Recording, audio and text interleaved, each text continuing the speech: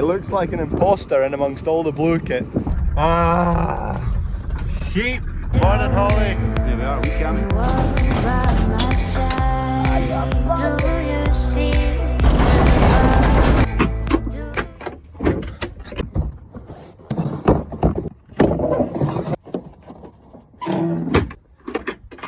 Cones, cones, cones. Good morning. Big pile of cones because I need to go and block off the new entranceway to the farm shop because they've taken away the traffic lights and we're not ready for people to use it.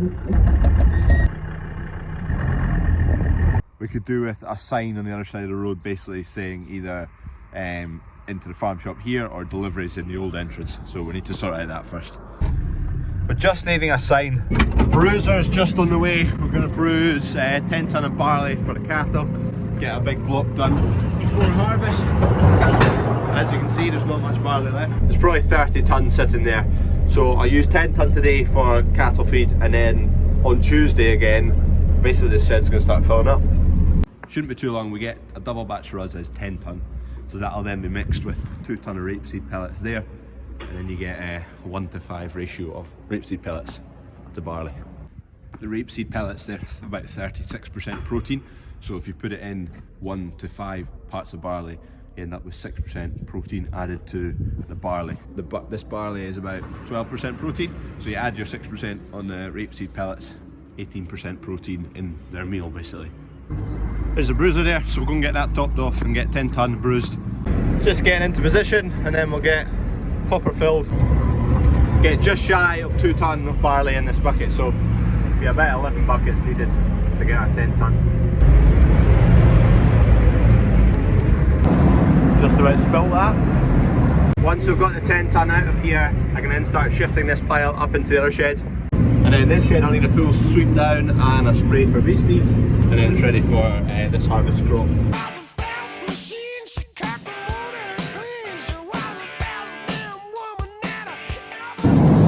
There we go. Just about burying the trailer, but I filled too much, so we've actually got about 13 tonne now. I was losing count. I was for putting 10 buckets in and not 5. I don't know, my head wasn't working. Anyway, that's us done. That's it empty. You can hear it winding down. Big rollers. 9 tonne each or something like that. That ram just puts the auger back to the middle. Job done. I made a meal of it. It's 13 tonne there, should have been 10. I don't know why, but I was putting 10 buckets. Just getting minerals for the cattle here. Right, we'll need to order some minerals. There's only 5 bags there. There's only 5 bags there, and we're needing 13 bags, basically 1 bag of minerals to a tonne of feed. I'll empty these 2 bags of rapeseed meal just to get them out of the road. Chuck them in that pile.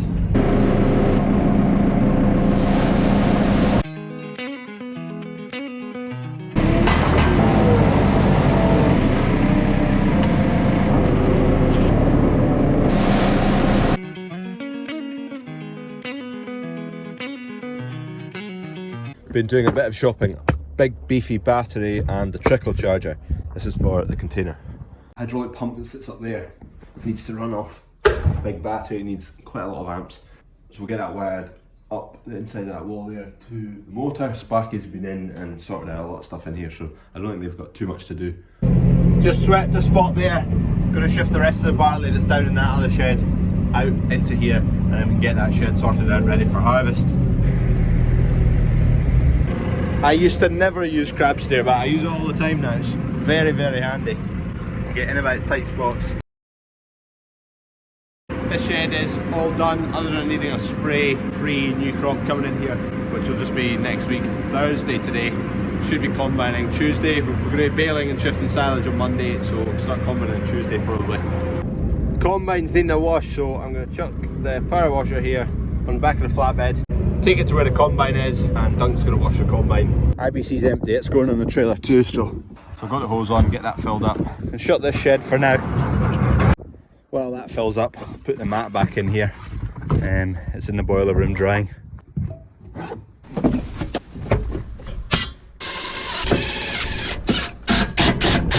Right, there we go. That looks a lot cleaner than it did yesterday morning. That's getting replaced on Tuesday. So that'll tidy that up, and then we're pretty much back to 100% on this. Other than rusty bits and whatnot, it's pretty good. Right, that'll do it. Plug this on here, strap it all down. Starting to look a bit more at harvest time. There's not stuff dumped all around this shed. All looking a bit neat and tidy, which is rare. Anyway, jump in this. Need to go and get that flatbed. Oh, I forgot to get straps. Oh, there's some in that Defender actually. There we go. We're yoked up, trailer on. Just going to take that along the road, dump it there. It's not getting washed today, but I'll leave it along there for Dunk to use. I tell you what, quiet. I drove the demo for a bit, but that was quite a while ago now. I don't want to just sit and say, oh, this is the best tractor in the world, this is awesome. But I am enjoying it, I'll say that.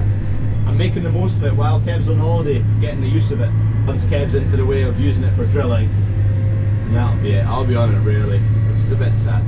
But we didn't buy it so we can play with it. Bought it to do work with and be good at doing the work it's doing. So it's going to be Kev's main tractor because he's in the tractor more than I am. Yes, I'll use it from time to time, but there's no point buying a new tractor that's capable and not using it. Kev does all the drilling and Kev does all the ferret spreading. I do most of the spraying now. So this is going to be on the drill, ferret spreader, plough and all that as well, obviously. So that's why Kev's getting it. Hope he enjoys it. I'm sure he will. It looks like an Imposter in amongst all the blue kit. Blue tractors, blue trailers, more blue trailers, the drill's blue, the flatbed, it's blue. Other than when we had demos, let me just chuck you in there. I've never driven a varial tractor. Just very smooth, seamless. You just rattle up the speed and keeps going. Yard's coming together. It's all been neat and tidied up out the back there. That'll be perfect just for dropping the plough down, dropping a trailer, reversing it up to there. That's the final, well, almost the final bit of the shed. The final bit of the shed is putting a conveyor in from the grain dryer to the shed. It is smooth, but it will smoothen off even more because, I mean, brand new tyres on it, they're pretty rough edged. Anyway, they'll wear off a wee bit. The whole tractor needs to kind of bed in a wee bit. It takes a few hundred hours till it's really into its stride, and the tractor, the engine will open up a wee bit as well. The tolerances will be very, very tight. So it will open up, get a bit smoother and a bit more power to it. We've got rain! Happy to see a bit of rain. We don't want it to be a deluge for too long, but a bit of rain, that's good for the grass in here for the cows who are needing it. Just out in a field of oilseed rape at the moment. This is the furthest ahead field. Just seeing how far away it is from being sprayed. When the peas are starting to turn from green to black, that's about time to spray it. So there we go, so they are starting to discolour now, they're going to black, and that's a kind of greener pod I found. So they're starting to discolour as well. So you can see there's still a bit of greenness through them, and they're starting to go to black, so it's about now we should be spraying them. In terms of spraying that rape, 3 weeks, but if you've got the stones, go for 4. Wait it out, spray it and sit and wait. You've got to just watch the weather as well though. If you've sprayed it and it's 3 weeks and there's forecast of rain, wind, hail, any of the above, cut it. But if it's not, if it's calm conditions forecast, we'll try and leave it to up to kind of 4 weeks to really get it dead and gone. It just makes that much difference getting the seed out of it all and threshing it and getting the moisture level down. But just been to pick up another pack of 4x4 posts. These are all going to be lined along the car park, so they'll be chapped into kind of maybe that depth. So they're poking up 2.5 foot maybe. What do you think, is that enough for people to see them and not hit them? I went for a 4x4 because a 3x3, I think cars, if they hit it, it would break the post.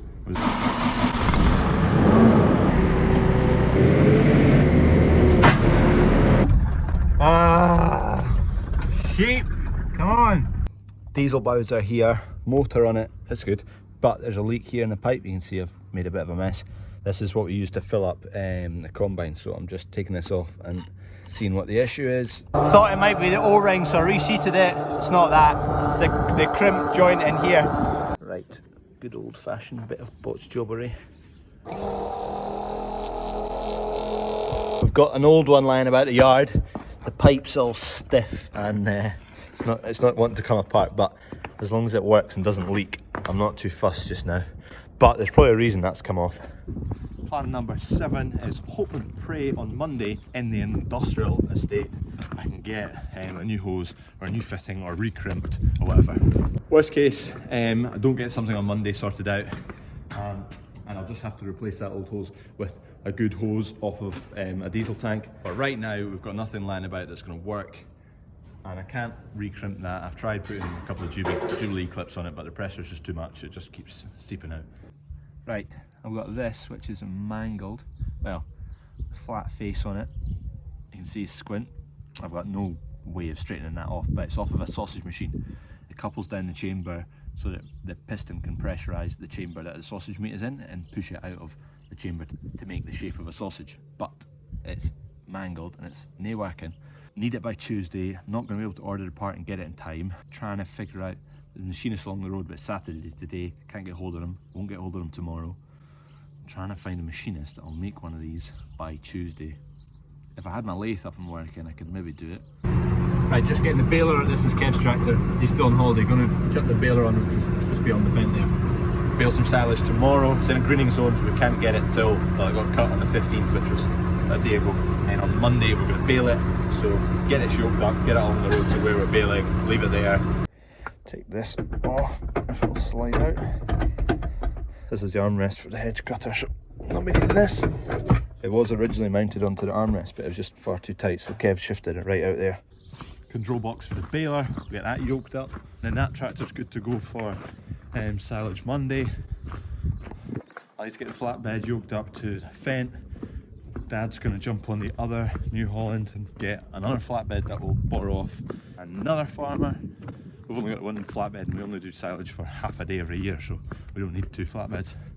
Right, in container here now. This motor is, well, it's wired up. There's connections onto the battery down here, so I'm just going to get the motor down, fill up with oil, and put all these hydraulic lines together. They're still not fully coupled up. Get all them together, then test it, see if it works.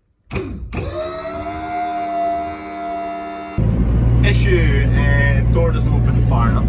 Just the very end of it needs to come up a foot, which results in moving the ram probably only like 100 mil. It's so close, that's as far as it opens, but it's so close to being right. You need to be able to have the person who's serving there be able to have eye contact with the people who are walking out here, which they can't at the moment. Just going to lift it up to roughly where we want it and check where I need to remount the ram holders. Right, that's where we need it to be, so I've adjusted where the rams are going to sit now and need to do a bit of welding basically. That's where it sits just now, so you can see it's just a bit low there. That's just going to let it down. It's a one-way system, so the weight of the door is just pushing the oil back. It's not a two-way flow on the rams. Right, go for it.